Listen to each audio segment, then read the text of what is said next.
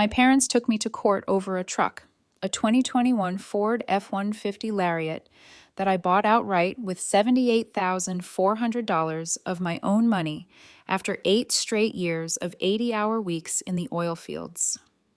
I was 30 years old, covered in grease and frostbite scars, when the dealership handed me the keys in Denver. 3 weeks later, I was served papers at my job site trailer.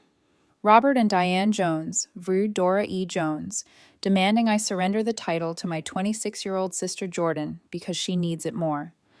I read the complaint twice under the trailer's flickering fluorescent light, the diesel heater rattling beside me, and actually laughed out loud until the laugh turned into something that burned my throat. My own father had signed it. My own mother had paid the filing fee. My name is Dora E. Jones, 30, pipefitter welder, UA Local 208. And until that moment, I still foolishly believed that if you never asked for anything, never complained, never made waves, your family would at least leave you your scraps.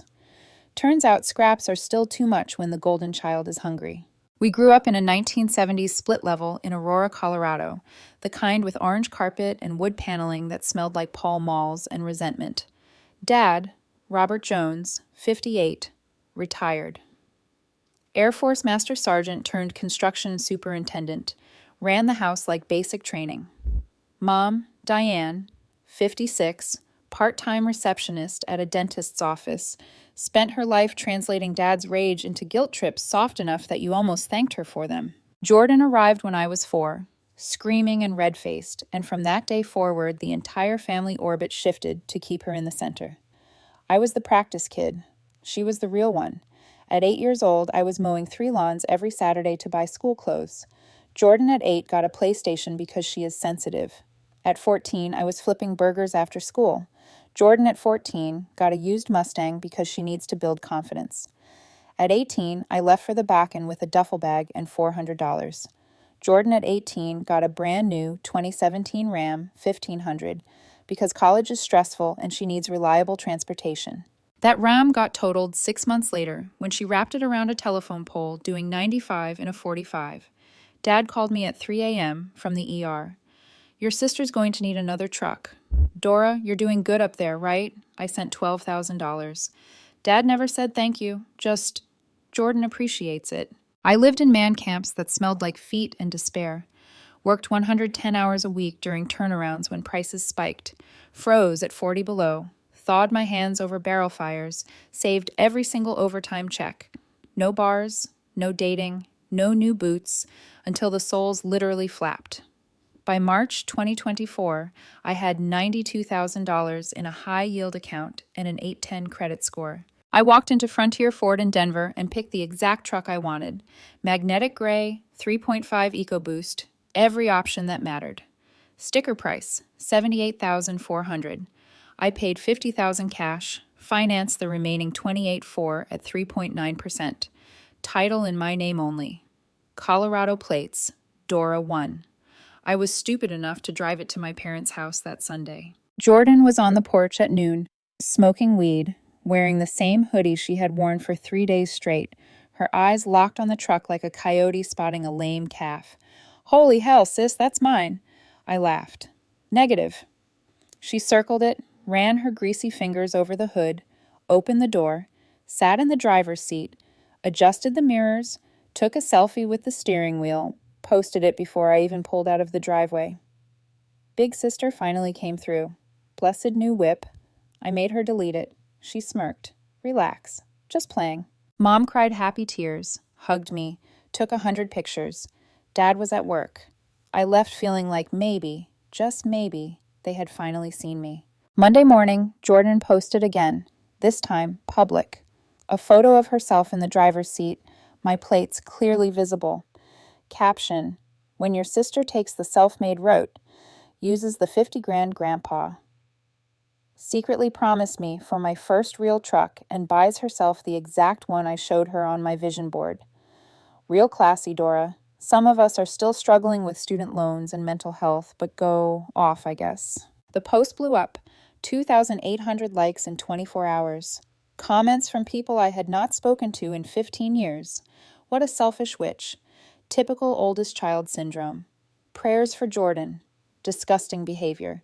She tagged my employer, tagged the local union hall, tagged my ex-boyfriend from years ago. I called her screaming. She sent back a crying, laughing emoji. Then Dad called from the job site, his voice calm and deadly. We're disappointed. That truck was understood to be for Jordan when she got on her feet. You knew that. There was never any such understanding. I paid for it. Every cent. We've retained counsel. You can sign it over quietly, or we'll see you in court. Your choice. He hung up. I sat in the parking lot of a Maverick at 12 below zero, staring at the summons the process server had just handed me through the window. My parents were suing me for my $78,000 truck. The complaint was a masterpiece of fiction. It claimed an oral family agreement that any major vehicle purchased by the eldest daughter would be transferred to the youngest when she needed it for career advancement. It claimed I had been unjustly enriched by using family expectation monies. It claimed emotional distress to Jordan, who allegedly suffered severe anxiety knowing her promised truck was in my possession. They demanded I pay Jordan's attorney fees, too. I hired Sarah Delgado the next day. She read the filing once and said, "This is the most unhinged thing I've seen in 15 years of practice. We're going to bury them." Discovery was hell. They subpoenaed every bank account I had ever had, trying to find any transfer from Mom or Dad that could be twisted into seed money.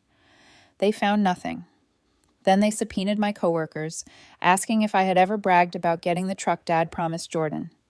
My foreman wrote back, "Dora is the hardest working welder I know, and her parents are leeches who never visit." Jordan sat for deposition in a $400 Canada Goose jacket I had bought her for Christmas 2 years earlier.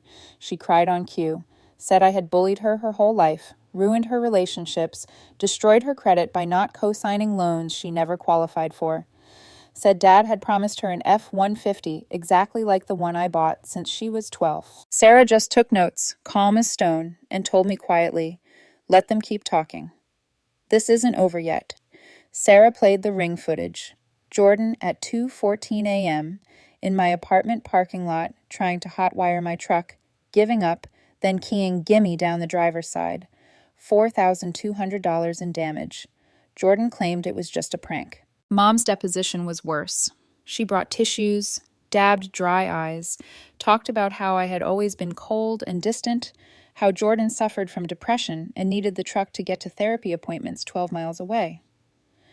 When Sarah asked why they did not simply buy Jordan a $15,000 used truck if transportation was that urgent, Mom said, "That would not be fair to Dora. She works so hard for her education. Dora can always earn more. Jordan cannot." Dad was last. He sat ramrod straight in his American flag polo, called the judge "Sir" out of habit, and told a story about how he had taken me aside at 16 and said, "One day when you make it, you'll buy your sister a proper truck like I never could." He said I had agreed. He said everyone knew. Sarah handed him the deal jacket showing the $50,000 cash down payment from my Ally account and asked if he had ever deposited money into that account. He said no. Asked if Grandpa had ever created a truck fund. He said not in writing, but everyone knew. Sarah said, everyone except Dora. Uncle Tim flew in from Phoenix the night before trial, 62 years old, retired airline pilot, still built like a refrigerator. He had hated Dad's favoritism since we were kids. He brought the original 2009 will, the UTMA statements showing my $10,000 and Jordan's $10,000. Bank records of Jordan withdrawing hers in $500 increments for festivals, while I left mine untouched until trade school. Aunt Karen came too. She kept every birthday card Grandpa ever wrote us. Mine always said, "For Dora, for when you build your life." Jordan said, "For Jordan, spend it wisely, sweetheart." Trial day came fast. Arapahoe County Courthouse, March 2025. I wore the only suit I owned. Mom wore pearls and a practiced victim face. Jordan wore Yeezys and AirPods like she was headed to a music festival. Dad stared at me like I was a stranger who had stolen something sacred. Judge Harlan, 68, former JAG, crew cut still perfect, took one look at the file and already looked tired. Dad's attorney, Whitaker, a smug man who golfed with Dad every Thursday, opened with a PowerPoint actually titled "The Jones Family Understanding." Slide 3 was a photo of 12-year-old Jordan sitting in a dealership F-150 with the caption, "Dreams Deferred." My stomach dropped. I almost stood up and walked out. Dad took the stand and lied with a straight face. Said he shook my hand when I left for North Dakota and told me to remember my sister. Claimed $15,000 of my down payment came from selling tools he had gifted me.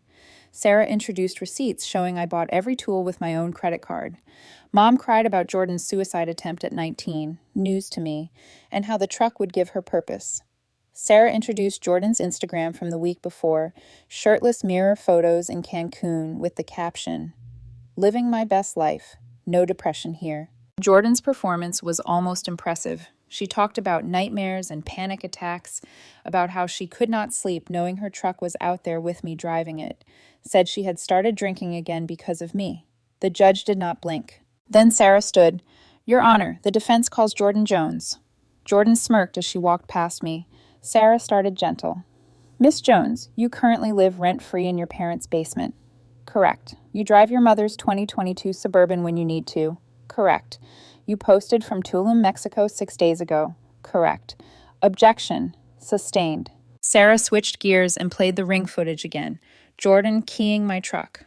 Then she played a TikTok Jordan had posted 2 nights earlier, dancing in a club throwing cash with the caption, "Who needs a truck when you got bottles? Sorry not sorry, Dora."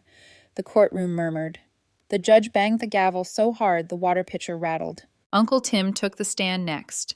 He looked Dad dead in the eye and said, "Your father told you in 2012 that if you kept spoiling that girl, you would ruin her. You did not listen. Now you are trying to ruin the one who did everything right to save the one you broke." Dad's face went purple. Judge Harland recessed for 18 minutes. When he returned, his expression was stone. He began to read. I stopped breathing. He said there was no evidence of any oral agreement, no constructive trust, no unjust enrichment. He said the vehicle was unequivocally my property. He said the complaint was dismissed with prejudice. He said attorney fees would be paid by the plaintiffs. He said the matter would be referred for possible perjury. He looked at Jordan and told her to get a job. The gavel fell. The sound echoed through my chest. In the hallway, Dad cornered me, veins bulging, telling me I had destroyed my mother. I told him he did that when he taught Jordan the world owed her my paycheck.